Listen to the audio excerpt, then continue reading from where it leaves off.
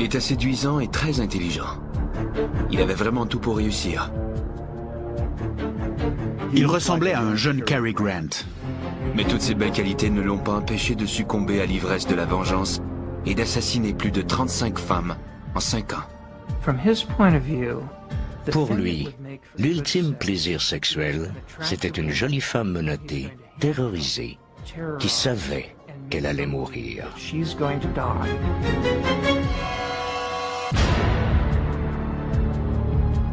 Sure, I get angry. Very, very angry and indignant. I don't like being locked up for something I didn't do, and I don't like my liberty taken away, and I don't like being treated like an animal, and I don't like people walking around and ogling me like I'm some sort of weirdo, because I'm not. Le matin du 24 janvier 1989 à 7 heures, un peu avant le lever du soleil, le bourreau s'affaire à la prison d'État de Stark, en Floride. Plusieurs ont attendu ce jour et redouté qu'il ne vienne jamais. Aujourd'hui, Ted Bundy, le plus célèbre tueur en série des États-Unis, sera exécuté. Après 10 ans dans le couloir de la mort, Bundy va être exécuté pour le meurtre en 1978 de Kimberly Leach, une jeune fille de 12 ans. Il avoue aussi avoir tué plus de 30 autres femmes. Son empreinte sanglante couvre 5 États. L'État de Washington, l'Oregon, l'Utah, l'Idaho et le Colorado. Depuis sa capture en 1976, Bundy capte l'attention de tous les médias. Le pays est fasciné par cet ancien Boy Scout, ce brillant étudiant en droit, ce jeune républicain qui a même été une étoile montante de la politique à Washington.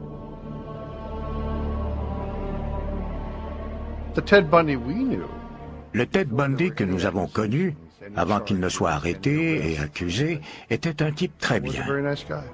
On le comptait parmi nos amis. Il n'avait rien d'insolite ou d'inquiétant. Une fois arrêté, Bundy nargue la justice. En attendant son procès pour meurtre au Colorado, il s'évade à 2 reprises. Après son arrestation en Floride, il assure lui-même sa défense et pose comme une vedette devant une horde d'admiratrices envoûtées. Il se comportait comme une star de cinéma et lorsqu'il faisait un clin d'œil aux femmes, elles gloussaient avec lui. Mais ces filles ne saisissaient pas que si elles l'avaient rencontré un soir dans la rue, elles auraient bien pu être au nombre de ses victimes.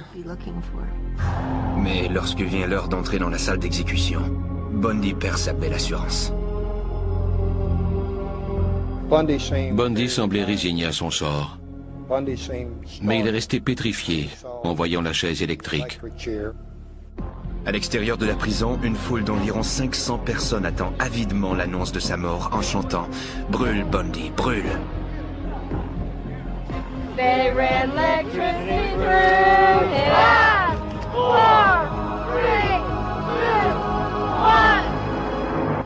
À 7h16, un bourreau anonyme appuie sur le bouton. Un courant de 2000 volts traverse le corps de Bundy.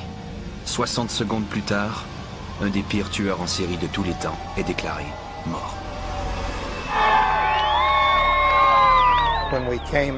Lorsque nous sommes sortis après l'exécution, il y avait un véritable carnaval. Les gens qui étaient massés là poussaient des cris de joie, jouaient de la trompette et fêtaient. Ted Bundy aura eu une mort plus douce que n'importe laquelle de ses 35 victimes. Leur nombre exact est inconnu. C'est un secret que le tueur a emporté dans la tombe. La police croit que Bundy a commencé à tuer en 1974 à l'âge de 28 ans, alors qu'il étudiait le droit à l'université de Washington à Seattle. Il faisait bonne impression. Il s'exprimait avec facilité et il était intelligent. Si je devais le décrire en quelques mots, je dirais qu'il ressemblait à un jeune Cary Grant. À l'époque, personne n'aurait pu deviner que ce jeune homme, en apparence irréprochable, était à la veille de commettre une longue série de meurtres, violents, torturant et démembrant ses victimes.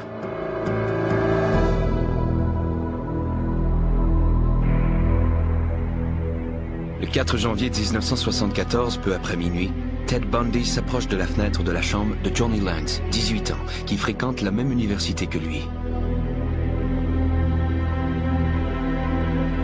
La chambre est au sous-sol. Bundy entre par une porte dérobée et matraque sauvagement la jeune fille à coups de pied de biche. Le lendemain matin, Johnny est retrouvé, baignant dans une mare de sang. Le meurtrier ne s'est pas contenté de la tuer. Il a arraché un des barreaux du lit et l'a enfoncé dans son vagin. Bundy n'a pas choisi cette jeune fille au hasard. Toutes ses victimes ont en commun certaines caractéristiques physiques. Johnny avait notamment des cheveux longs séparés au centre. Il faudra plusieurs années avant que la police ne comprenne pourquoi ce détail anodin déclenche chez Bundy l'envie de tuer.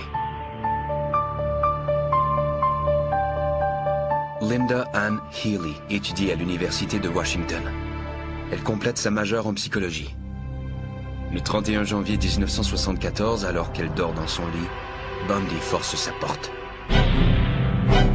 Il l'assomme, l'enveloppe dans ses draps et la transporte silencieusement hors de la maison. Il faudra 1 an avant qu'on ne retrouve sa tête et les autres parties de son corps.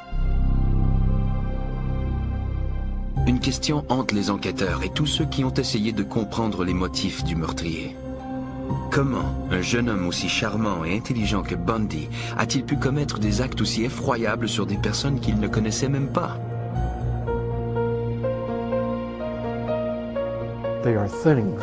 Pour lui, elles n'étaient que des objets, tout au plus des victimes expiatoires. Il a rarement prononcé le mot « femme ». Il parlait toujours d'elles comme des objets. La vie des autres ne comptait pas pour lui. Il ne les voyait pas comme de véritables personnes. Et l'idée de choquer la société et de faire souffrir des parents ne faisait qu'ajouter à son plaisir. Il prenait sa revanche. Comme tous les autres tueurs en série, Bundy est capable de cacher son obsession meurtrière à l'intérieur de lui-même et de présenter face aux parents et aux amis l'image d'un homme parfaitement équilibré.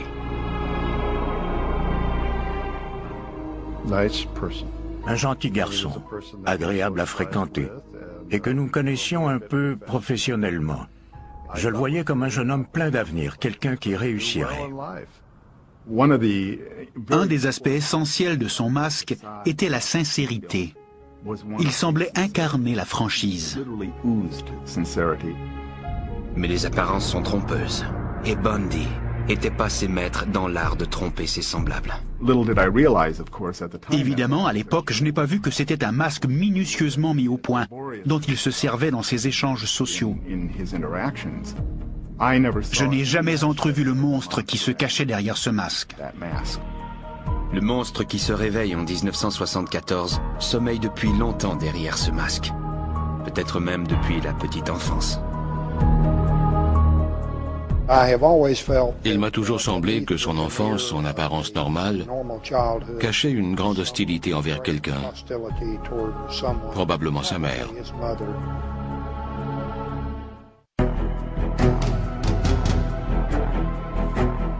Selon la police, c'est en 1974 que Ted Bundy sombre dans la folie meurtrière. Il commence à tuer à Seattle, dans l'État de Washington, puis il s'abat sur l'Oregon, l'Utah, l'Idaho, le Colorado et la Floride. La boucherie dura 5 ans et fera au moins 35 victimes, toutes des femmes. Lorsqu'on l'arrête en 1976, sa mère, Louise Bundy, prendra sa défense avec acharnement. Elle continuera à lutter jusqu'à son exécution en 1989. My Christian upbringing tells me that to take another's life under any circumstances is wrong. And I don't believe the state of Florida is above the laws of God. Louise était une gentille petite dame qui a cru à l'innocence de son fils jusqu'à ce qu'il lui avoue la vérité, la veille de son exécution. Plusieurs spécialistes croient que la rage meurtrière de Bundy est apparue durant l'enfance. Theodore Robert Cowell est né le 24 novembre 1946 à Burlington, au Vermont. Sa mère, Eleanor Louise Cowell, est une modeste et timide employée de magasin qui a quitté sa ville natale de Philadelphie pour mettre au monde un enfant conçu hors des liens du mariage.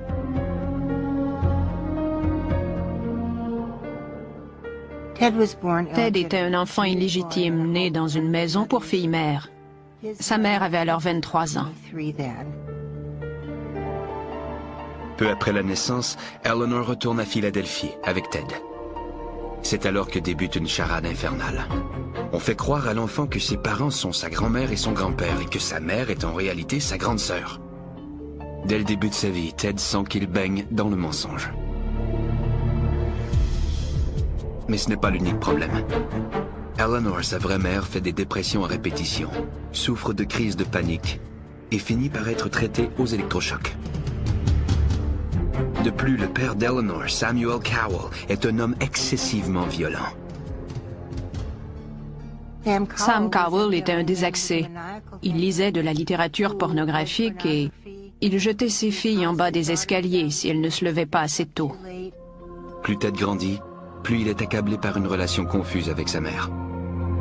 Dès l'âge de 3 ans, il commence à donner des signes de déséquilibre.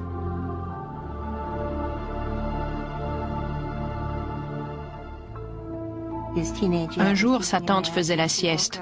En s'éveillant, elle constate que Ted avait sorti tous les couteaux de cuisine et qu'il les avait disposés autour d'elle pour que les lames soient pointées vers elle. Inquiète du comportement de son fils et désireuse d'échapper à l'emprise de son père, Eleanor déménage à Tacoma, Washington, tout près de chez son oncle Jack Cowell. Ted avouera plus tard qu'il a été anéanti quand il a dû s'éloigner de celui qui croyait être son père. À Tacoma, Eleanor se fait appeler Louise, son second prénom, et travaille comme secrétaire au conseil des églises. Un soir, elle fait la rencontre de John Culpeper Bundy, cuisinier dans un hôpital. Un an plus tard, ils se marient et Ted se voit octroyer le nom qu'il portera jusqu'à sa mort, Theodore Robert Bundy. Mais Ted n'a pas d'affinité avec John.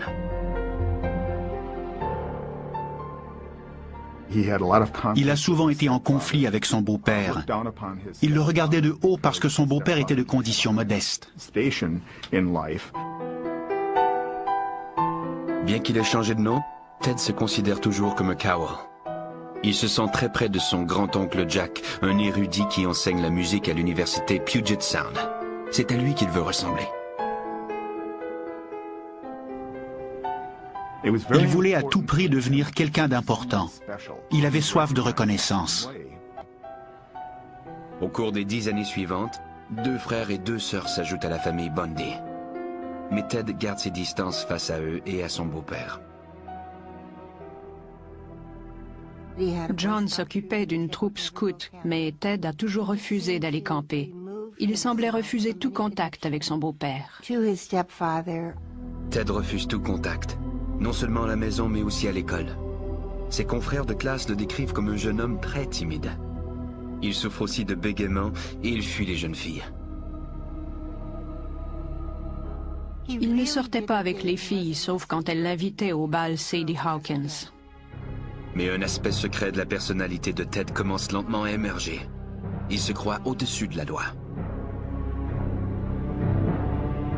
Avant l'âge de 15 ans, il est un voleur à l'étalage accompli. Il sera même accusé de vol à 2 reprises.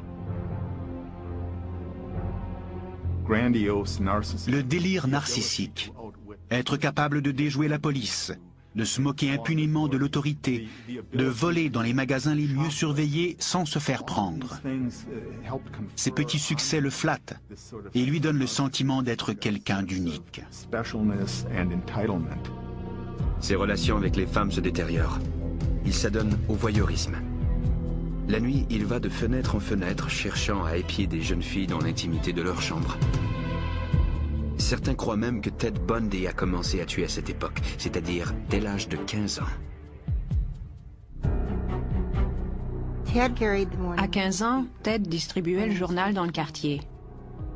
Sur son itinéraire, il y avait la maison d'Anne-Marie Burr, une fillette de 8 ans. Ted connaît bien Anne-Marie. Elle prend des leçons de piano chez son grand-oncle Jack. Le 31 août 1961, au matin, les parents d'Anne-Marie constatent qu'elle n'est plus dans sa chambre.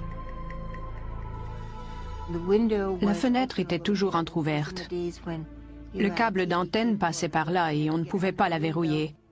On a trouvé la porte avant entrebâillée et la fillette avait disparu. On procède à une battue avec 800 soldats, policiers et volontaires. Tous reviennent bredouilles. À l'époque, il ne vient à l'esprit de personne que Ted puisse être coupable du meurtre d'Anne-Marie. Moi, je crois qu'elle a été sa première victime. Et il y en aura beaucoup d'autres comme elle. Durant les années 60, Ted Bundy étudie au Woodrow Wilson High School à Tacoma.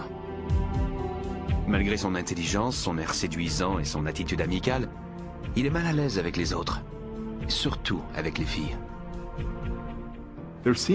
On constate une carence. Il ne sait pas comment bâtir une relation avec les autres. Ses rapports sont empreints de confusion. L'arène où il se sentait à la hauteur, c'était la classe. Durant les cours, il pouvait manifester ses aptitudes verbales et impressionner les professeurs. Il termine ses études secondaires en 1965 avec la mention « Bien ». Il entre ensuite à l'université de Puget Sound, mais il se sent anonyme et perdu sur l'immense campus. Dans son fort intérieur, Ted ne se sentait pas à la hauteur. Mais il pouvait faire illusion et donner l'impression qu'il était sûr de lui. Perpétuant l'illusion, il s'inscrit en 1967 au programme d'études orientales de l'Université de Washington pour y apprendre le chinois. Il se donne aussi une nouvelle personnalité. L'ancien Ted était timide et renfermé. Le nouveau sera spirituel, sympathique et plein d'assurance. La supercherie vient près de réussir. À l'université, Ted rencontre Stephanie Brooks. Il est séduit par ses cheveux longs, séparés au centre. Stephanie vient d'une famille riche. Elle est raffinée.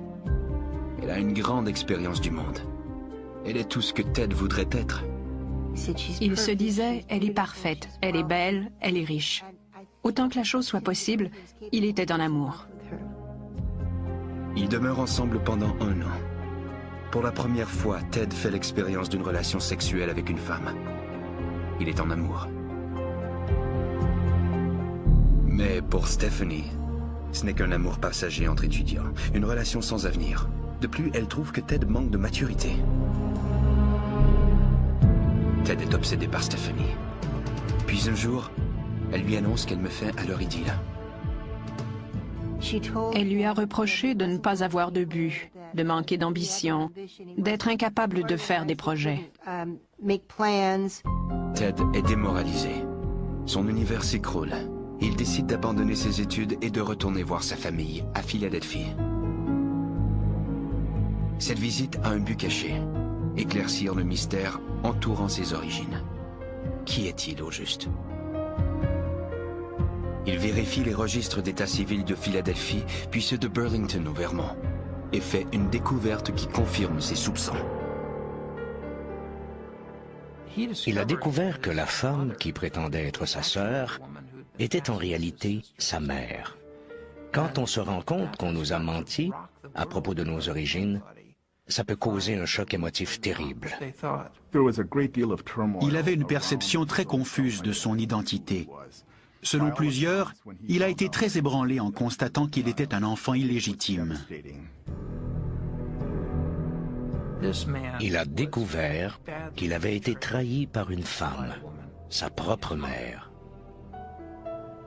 Et il a fait cette terrible découverte au moment où il vivait sa première peine d'amour, alors qu'il se sentait rejeté par la femme qu'il aimait. Plusieurs spécialistes croient que c'est à ce moment que Ted Bundy a décidé de se venger en immolant toutes celles qui avaient détruit sa vie. Mu par une froide résolution, il retourne à l'université de Washington, loue une chambre dans les environs et suit des cours en psychologie. Il a d'excellentes notes. Il semble avoir retrouvé son entrain et s'être fixé un but dans la vie. Quels que soient les démons qui l'habitent, Ted Bundy les cache bien. Il fait partie de ces nombreuses personnes qui sont capables de compartimenter leur vie. Le monstre qu'il habitait était enfermé dans l'un de ces compartiments. À première vue, sa vie semble s'être considérablement améliorée. En 1969, il fait la rencontre d'Elizabeth Kendall, une jeune divorcée. L'amitié fait vite place à l'amour. Une jeune fille brillante et timide. Elle venait de l'Utah. Ils se sont rencontrés dans un pub et elle en est tombée éperdument amoureuse. Cette relation semble opérer un miracle. Mais c'est une façade. Ted est toujours habité par son désir de vengeance. Quand on est animé par des sentiments aussi négatifs, on ressent de l'envie et on cherche à détruire la beauté chez les autres. En tête de sa liste noire, il y a Stephanie Brooks. Il continue à échanger en secret avec elle, espérant qu'elle en vienne à l'aimer comme il l'a aimé, afin de pouvoir la blesser autant qu'elle l'a blessé.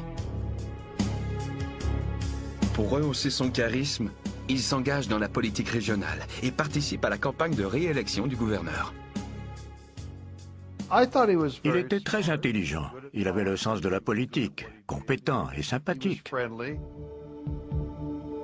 En 1971, Ted a 25 ans.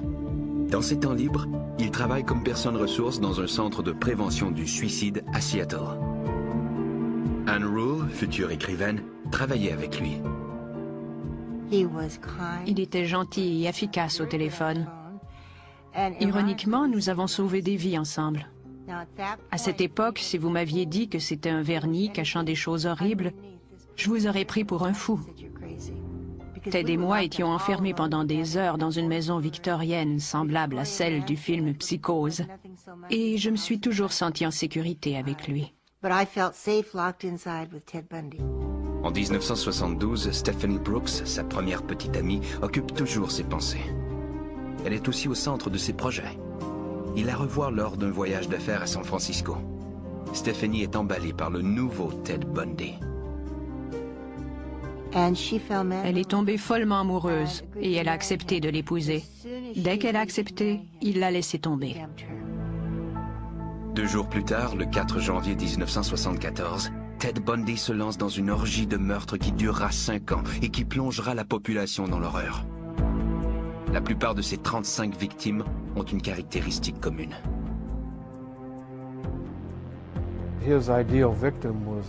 Ses victimes étaient toutes des femmes assez jolies et plutôt frêles, avec des cheveux longs séparés au milieu. Elles sont toutes le portrait de Stephanie Brooks. Le 4 janvier 1974, quelques jours après avoir rompu avec Stephanie Brooks, Ted Bundy libère le monstre qui sommeille en lui. En 6 mois, 8 femmes disparaissent des campus des universités de l'État de Washington, de l'Oregon et de l'Utah. Je crois qu'il était en chasse 24 heures sur 24 et qu'il choisissait minutieusement ses proies. Il devait y en avoir aussi qui, pour lui, se trouvaient au bon endroit, au bon moment. Ces 2 premières victimes sont des étudiantes de l'Université de Washington. On préférait croire que le meurtrier qui était venu hanter notre communauté était quelqu'un de l'extérieur. On ne pensait pas que le tueur pouvait être l'un des nôtres. Même sa petite amie, Elizabeth Kendall, ne sait pas qui est réellement Ted Bundy. De février à mai, 6 femmes disparaissent. Carol Valenzuela, Nancy Wilcox, Donna Manson, Susan Rancourt, Brenda Ball et Roberta Parks.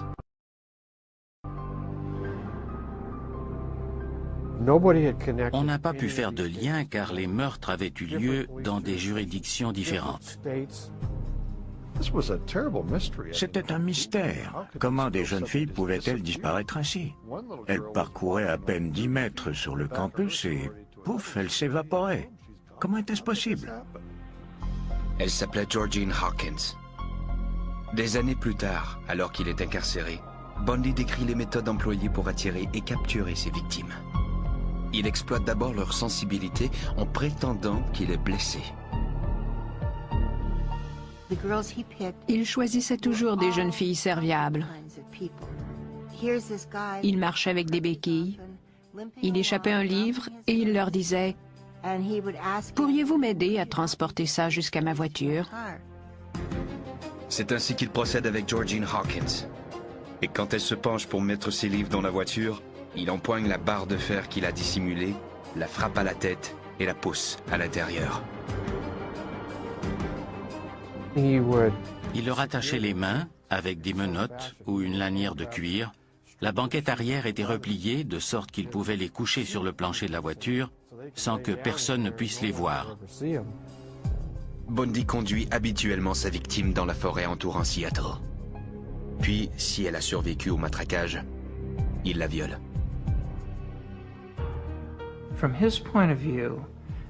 Pour lui, l'ultime plaisir sexuel, c'était une jolie femme menottée, terrorisée, qui savait qu'elle allait mourir.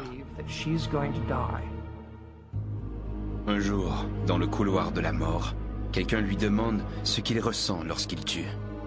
Il a répondu « Le meurtre n'a rien à voir avec le désir ou la violence. Il a à voir avec la possession. Regarder une femme dans les yeux et la sentir pousser son dernier soupir, c'est être Dieu. »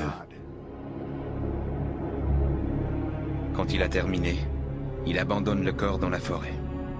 Mais plus tard, il revient sur les lieux. Il retournait à plusieurs reprises sur le lieu de son crime, pas tellement pour effacer des indices que pour commettre d'autres méfaits. On le soupçonne d'avoir apporté un corps chez lui et de l'avoir habillé avec des vêtements qui n'appartenaient pas à la victime. Il se servait de maquillage pour la rendre plus attirante. Mais ce n'était pas toujours le cas. Il a eu des rapports sexuels avec des corps en état de décomposition. Selon les psychiatres, le cas de Bundy est unique, car ce dernier appartient à deux types différents de tueurs en série. Il est à la fois un tueur sadique et un tueur nécrophile. Les caractéristiques types sont la perversion, l'absence de conscience et la tendance à sacrifier la vie d'une autre personne au nom de son propre plaisir sexuel. Ça tient essentiellement à cela. Après 8 meurtres, Ted Bundy est maintenant un tueur expérimenté. En juillet 1974, son obsession le pousse à assassiner 2 femmes en une même journée. C'était un beau dimanche après-midi. Il devait faire 32 degrés, ce qui n'arrive pas souvent ici. Toute la ville était au parc du lac Sammamish. Janice Ott est elle aussi au parc. Elle est étendue sur la plage lorsque Ted s'approche d'elle, un bras en écharpe. Il lui demande si elle peut l'aider à attacher la remorque de son bateau. Lorsqu'elle s'est levée, elle lui a tendu la main et elle a dit « Bonjour, je m'appelle Jan ». Il a répondu « Moi, c'est Ted ». Janice s'éloigne en compagnie de Ted. On ne la reverra jamais vivante. 1 heure plus tard, Ted est de retour sur la plage. Cet après-midi-là, entre 13h et 16h30, il a approché au moins 4 ou 5 autres femmes. Mais quelque chose chez Ted les dérange. Denise Naslund, elle, est moins méfiante. Vers 17h, elle se dirige vers les toilettes de la plage. Elle était là avec son petit ami, son chien et un couple d'amis. Elle s'est dirigée vers les toilettes avec le chien. Le chien est revenu, mais sans elle. Après la disparition de Hart et de Naslund, ceux qui ont aperçu ce mystérieux Ted au parc se manifestent. La police fait circuler un portrait robot. Elle recueille 3500 descriptions et dresse une liste de suspects potentiels ayant pour prénom Ted. Le nom de Bundy figure sur cette liste. Le prénom Ted a été mentionné. Je n'ai pas fait le rapprochement à l'époque. C'est à ses actes que l'on reconnaît un monstre. Entre 1973 et 1974, le monstre travaillait pour l'Office de planification de la justice du comté de King. Il effectuait une recherche sur les violeurs et leurs victimes. Mais il étudiait en même temps, secrètement, les méthodes que la police utilisait pour dépister les violeurs.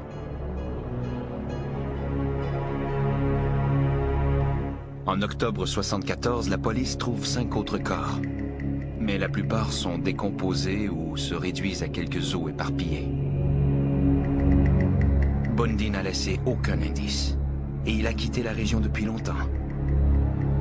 2 mois plus tôt, il avait été accepté à la faculté de droit de l'université de l'Utah.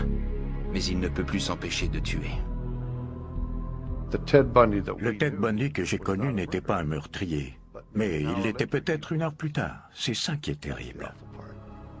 Le tueur qui se cache derrière le masque du charme et de la sincérité est à la veille d'apparaître au grand jour.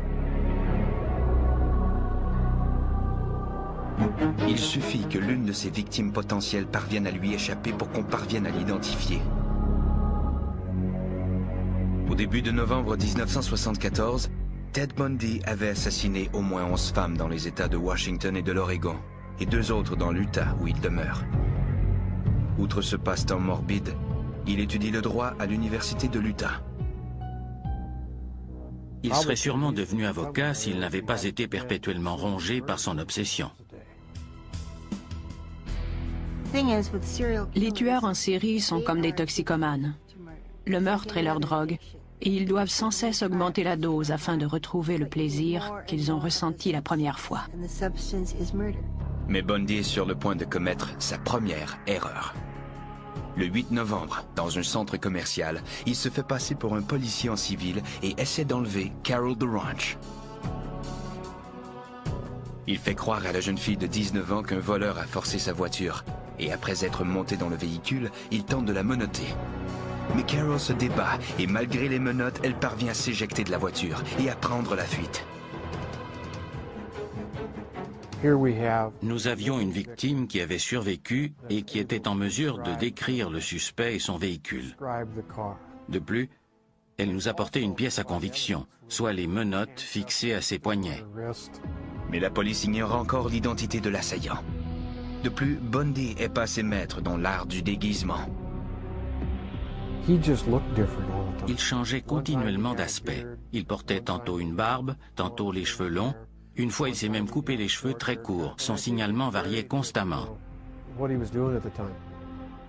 Au début de 1975, Bundy élargit son champ d'action de l'Utah jusqu'à l'Idaho et le Colorado. Entre janvier et août, il tue 8 autres femmes. Mais rien ne semble relier ces meurtres entre eux. Depuis juillet 1974, la police de l'État de Washington a ramené la liste des suspects ayant Ted pour prénom à 200 personnes. Ted Bundy y figure toujours, mais personne n'oserait encore accuser l'étudiant en droit de l'université de l'Utah. À cette époque, les disparitions étaient de plus en plus rapprochées. Tout semblait mieux planifié. Mais la chance de Bundy va bientôt tourner. Le 15 août, au petit matin, il conduit de façon erratique. Un policier lui fait signe d'immobiliser sa voiture et décide de fouiller son véhicule. Au cours de la fouille, le policier est tombé sur un sac. Et dans ce sac, il y avait un pied de biche, une paire de menottes et une cagoule de skieur. Il ne se déplaçait pas sans ses outils de torture. Pris pour un cambrioleur, Bundy est aussitôt arrêté. La police trouve aussi des reçus d'essence et des cartes routières qui plus tard le relieront au meurtre commis au Colorado. Mieux encore, lors de la parade d'identification au poste de police, Carol DeRanch le reconnaît comme son agresseur. On était bouleversés, on n'y croyait pas. On a organisé une collecte de fonds pour sa défense. On était sûr que la police s'était trompée. Le 23 février 1976, Ted Bundy subit son premier procès. Il est accusé de tentative d'enlèvement. Au début, il est calme. Il ne doute pas un seul instant de son acquittement. Puis, Carol DeRanch vient à la barre des témoins, décrit ce qu'elle a subi et le désigne comme son agresseur. Bundy est reconnu coupable et condamné à 15 ans de prison. Tandis qu'il purge sa peine, les enquêteurs parviennent à le relier au meurtre de Karen Campbell au Colorado. Mais rien ne désarçonne Ted Bundy, même faire la manchette aux infos du soir. Have you ever physically harmed anyone? Ever physically harmed anyone? No. No. You know, again, not in the context I think that you're speaking of. Ted avait beaucoup d'assurance, au point de paraître suffisant. Et ce, même lorsque les accusations de meurtre ont été déposées contre lui. En avril 1977, il est transféré au Colorado dans l'attente de son procès. Il décide alors de congédier ses avocats et d'assurer lui-même sa défense.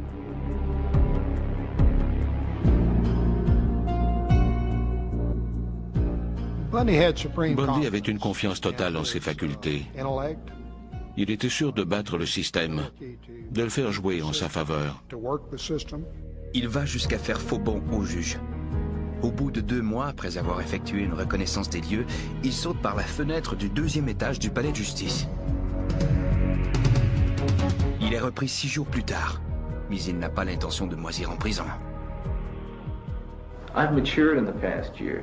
Believe me, I've grown in the past year, and I've learned a lot of things about myself in the past year.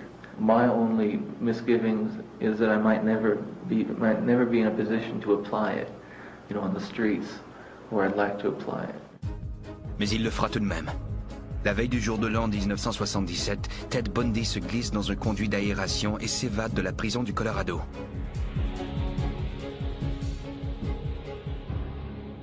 Il s'est faufilé par le plafond de sa cellule jusque chez les gardiens et il est sorti à la faveur d'une tempête. De nouveau libre, Ted Bundy va retrouver ses démons intacts. Après une évasion spectaculaire, Ted Bundy se réfugie en Floride. Il est maintenant sur la liste des criminels les plus recherchés du FBI, ce qui flatte sûrement son ego. Il adorait ça. Provoquer la répulsion lui donnait du plaisir. Il change de nom, se fait pousser la barbe et hante le campus de l'Université d'État de la Floride, à Tallahassee. Le 8 janvier, comme il l'a dit dans sa confession, il est arrivé en ville déterminé à se conformer à la loi.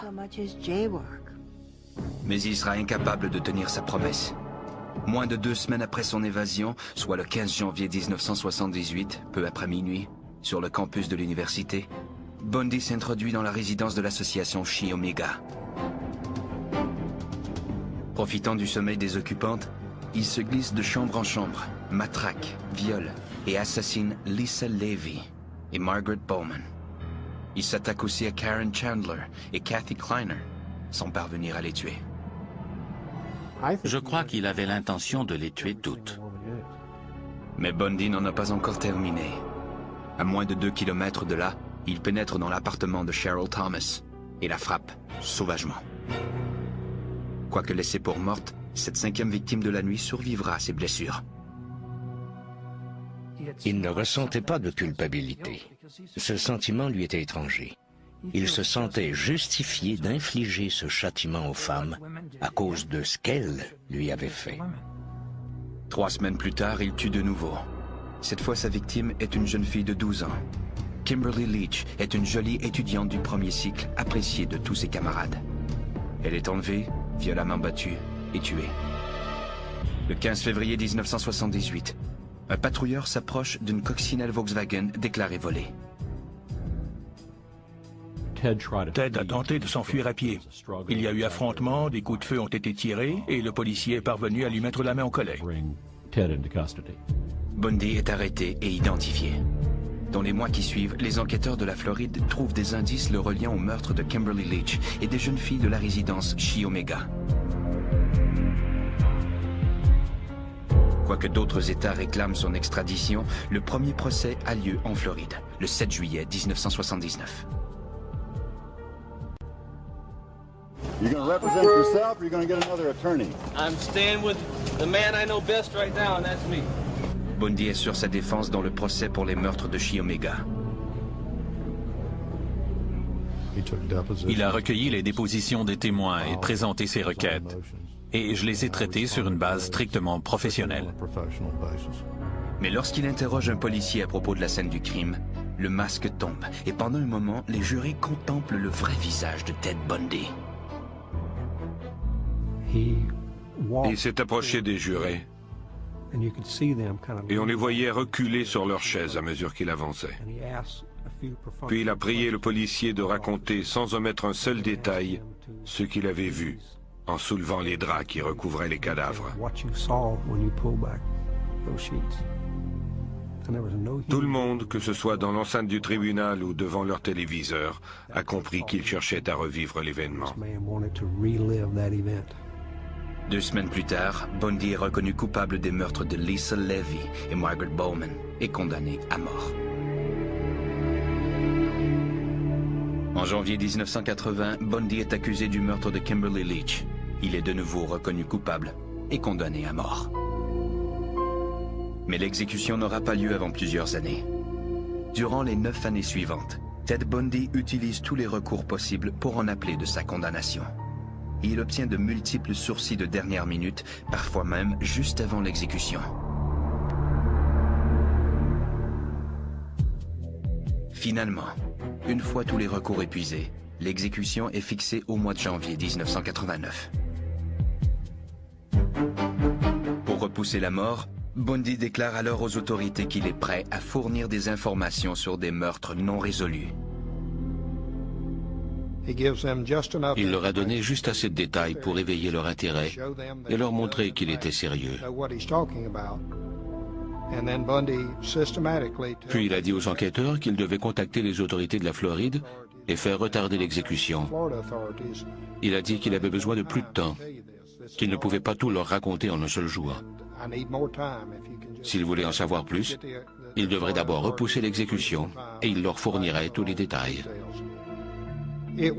C'était une tentative désespérée pour gagner du temps. Je crois que Bundy a cru jusqu'à la dernière minute, jusqu'au matin même de l'exécution, qu'il pourrait repousser l'inévitable. Mais il n'a pas pu. Le 24 janvier 1989, à l'âge de 41 ans, Ted Bundy, le jeune homme brillant et séduisant qui aurait pu réussir tout ce qu'il aurait entrepris, mais qui a préféré devenir un monstre sanguinaire aveuglé par un sentiment de vengeance obsessionnelle, meurt sur la chaise électrique. La vraie question n'est pas quel souvenir conserver de Ted Bundy, c'est plutôt quel souvenir conserver de ces jeunes filles fauchées dans la fleur de l'âge. Le monde était à leurs pieds, l'avenir leur appartenait. Combien de familles ont été plongées dans le désarroi, détruites par ces tragédies. Malheureusement, nous nous rappellerons de Ted Bundy, mais moi, je préfère me souvenir de ces jeunes filles.